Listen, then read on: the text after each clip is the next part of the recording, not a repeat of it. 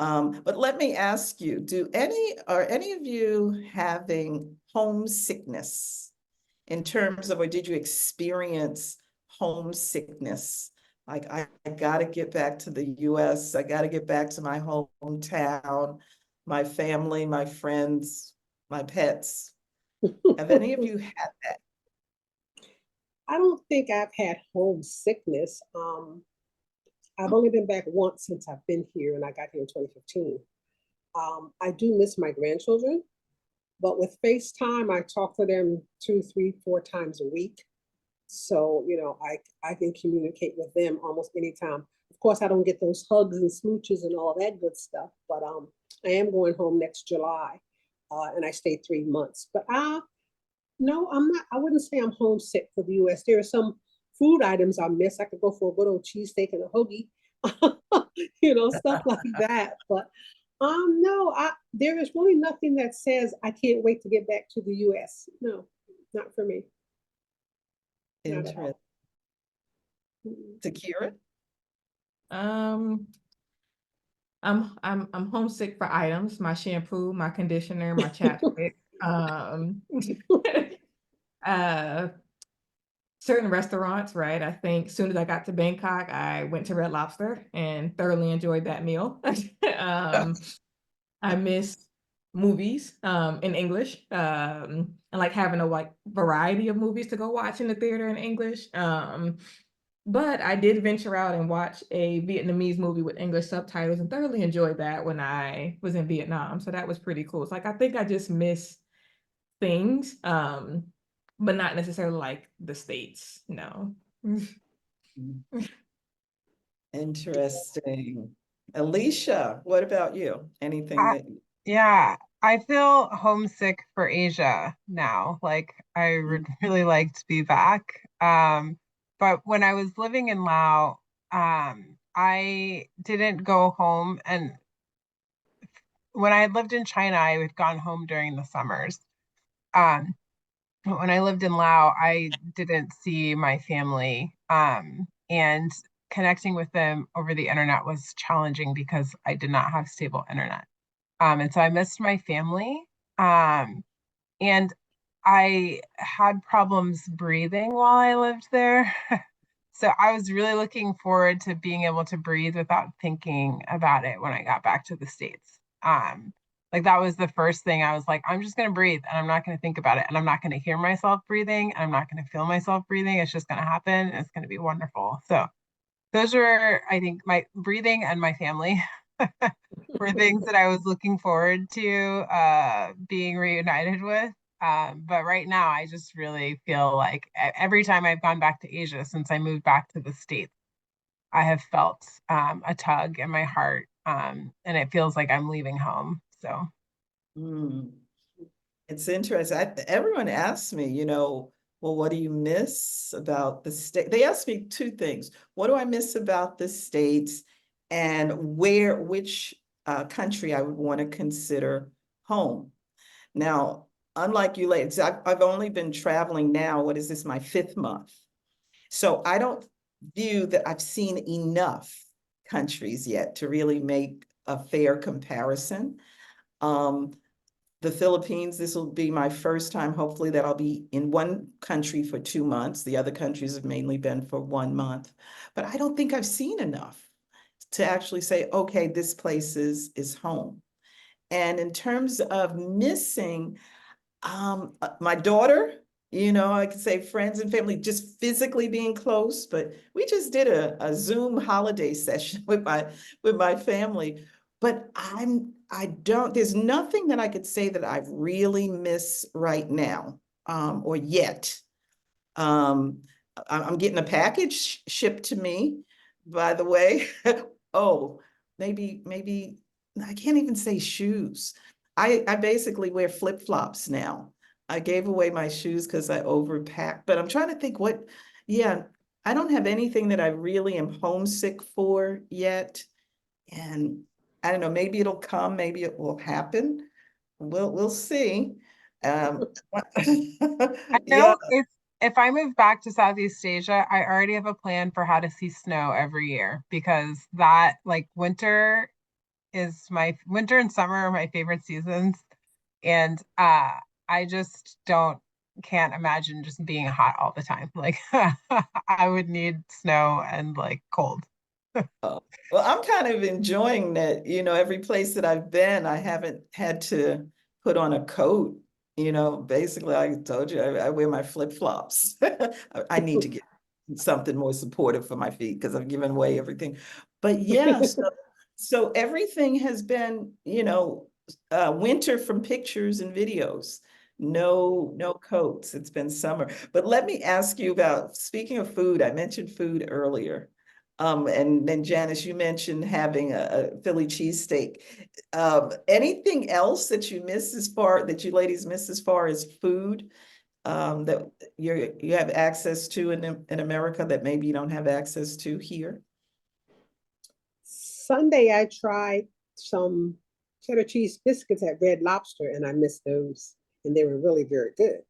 I must admit. And mostly, I don't think so. Like I'm a junk food person, so I miss like my tasty cakes from Philly. I miss I miss my tasty cakes from Philly, something awful. And I miss cheesesteaks and hoagies. So there are certain foods like that that I miss. But mostly they just opened up a cheesecake factory, which I'm planning on trying out this weekend. Red Lobster I went to the other day. So they are bringing some American type foods restaurants over here. So, you get a chance to try some of them. Now, I don't know how long they'll stay the same menu because after a while, I'm sure they're going to throw some spicy something in there and some mangoes and some pork fried something or another is going to hit the menu in Red Lobster. But for right now, nah, just my junk food. I like my American junk food. Yeah. All righty. I have a long list, very long list. I miss Heroes. I miss Jamaican beef patties. I miss Twizzlers. I miss Blow Pops. I miss Gatorade. You can't All the really get healthy Gatorade stuff. out here. The healthy stuff. Uh, it's a very, very nice list. I miss ice cream to a certain degree. Like I guess the ice cream I'm used to, like I'm trying to like get acclimated to their ice cream out here, but it's definitely like not quite the same. Even like I went to Swenson's and though that one is like really, really good. So, being in Bangkok has definitely helped.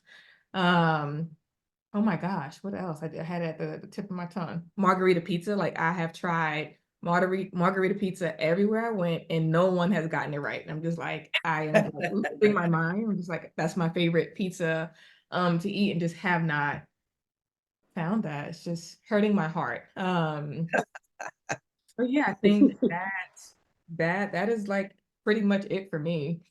When I Um, go home next year, I'll bring you back some Twizzlers and I all your want to good send stuff. you guys a care package, honestly. I'm like, let me get some blow pops and it's so like I need to hard. hook you guys up, send y'all a package. That's so funny because I'm like, before I left, I'm like, oh, I'm gonna lose so much weight when I start traveling because they eat much better than me. And then I'm like looking, I'm like, oh my goodness, because people in Southeast Asia eat around the clock.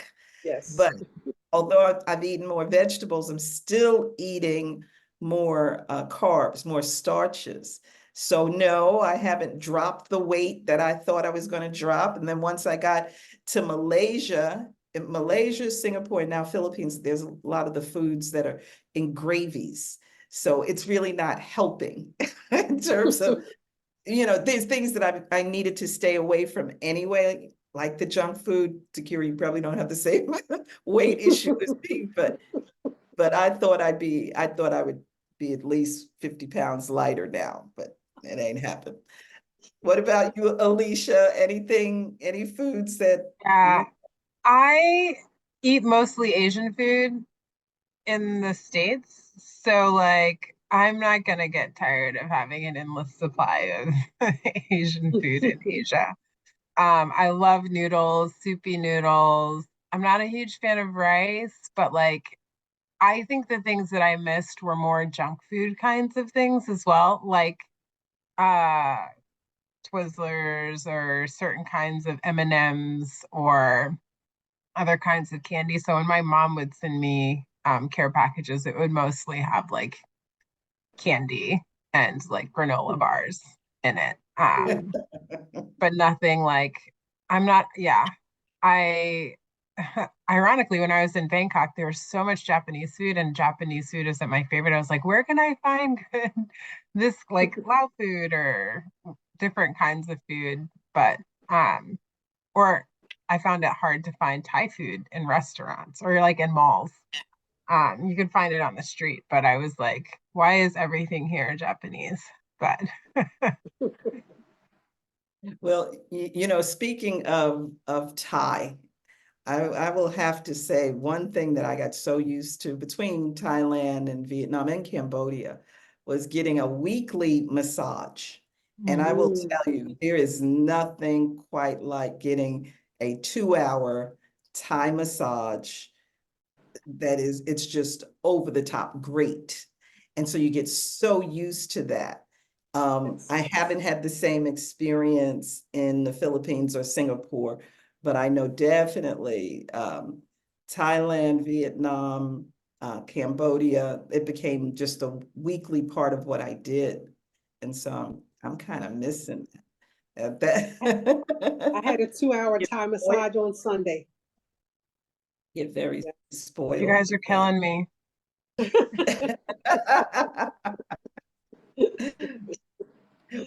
Well, let me ask you, I think this will be our last question before we wrap up for the day, but is there an experience that you've had? Well, I'm going to put it two ways. An experience that you've had that you've in Southeast Asia that you've never experienced before. So let's make this a two-part question. Experience you've had Southeast Asia that you've never experienced before, and something, a piece of advice that you would give someone who's considering visiting Southeast Asia. Hmm. I think the one thing I experienced, and I think I did share this with you, Jill, when I was in Singapore. I went to Singapore to visit a friend for a few days, and I remember standing at the bus stop, and there was a boy who must have been about maybe 10 or 11. I don't remember his age. I believe he was with his mother, and he kept staring at me and staring at me and staring at me. Of course, I have a little bit more hair than I have now, so that was not the reason. But he kept staring at me and staring at me and staring at me. And then eventually he walked over to me and just rubbed my hand. And I said, it's not going to come off. It's not going to rub off. And I remember asking my friend, I said, why do you think he did that? And she said, because they don't see a lot of women of color. She's Singaporean, in Singapore. They don't see a lot of people that look like you in Singapore. And you're probably the first person he's ever seen in person that looked like you, know. So I guess he just wanted to know if it was going to come off. But I told him it didn't. At first, I just wanted to say boo and scare him to death, but I thought that wouldn't be very, that wouldn't be I've very done that. nice. You said boo? I wanted to do that, Alicia, but I thought, I don't want to scare the poor kid. And what was the second part of your question? I forgot already. My brain. Something that you would, a piece of advice that you'd give to someone considering visiting Southeast Asia. If you're considering visiting, I'd say visit for yourself. Don't go by what you read on the internet. Don't go by what people tell you who have never been here. Come here and experience the culture for yourself. I wouldn't be in such a big hurry to learn the language, which is helpful, but I would experience the culture of the people. Mm-hmm. And I think that's a big part of it. I think the culture, for me, experiencing the culture is more important than learning the language, but not to believe what someone else says, like third world country, or they don't have this or they don't have that. Come here and experience it for yourself. Mm-hmm. I think that's the only way you'll get to know whether or not you'll like Southeast Asia. And not just one place. You may not like Thailand, but you might like Vietnam. You might like someplace else. So give them a try till you find one that suits you. But just don't take someone else's word for it because they might have had a bad experience. Does not mean you're going to have that same bad experience. And give the people a chance. Give the people a chance. You know, and to your point, in every country that I've been, so far. I've met Americans who have made that particular country their home. And they've all said, oh, this is the best place in Southeast Asia. So everyone does have a preference. And these are usually travelers that I meet, but they've chosen countries other than, they might have chose Thailand, Vietnam, Cambodia, Malaysia for their reasons. And now even in the Philippines. Okay. Tikiera and Alicia, something that you've experienced in Southeast Asia that's maybe different than some other place or from the US, and then a piece of advice that you would offer someone considering traveling. Alicia, you Sure. I'll just give a quick plug. I feel like Laos is the most overlooked, maybe Laos and Myanmar are the most overlooked parts of Southeast Asia. People go to Thailand, Vietnam, Cambodia, Singapore. But don't sleep on Laos. That would be my advice. Go. It's beautiful. It's, in my opinion, the most beautiful place that I've lived and seen, and it's an amazing country. So that's my contribution to this question. Don't sleep on Laos. Right. And I passed up Lao. I was going to do Lao, but I kept Like hearing. many people do. But everyone kept saying, no, the month in Lao, no. I mean, no, you don't need a month in Laos, but like a few days, a week maybe would probably be enough. Right. I gotcha. All righty. So don't miss Lao, and then Tikiera. Yes, an experience that I've had is, being able to go grocery shopping for healthy things for less than like $40 each week. I think I can get my vegetables, I can get my fresh herbs, I can get my fruits, and I most of the time I'm not going past $30.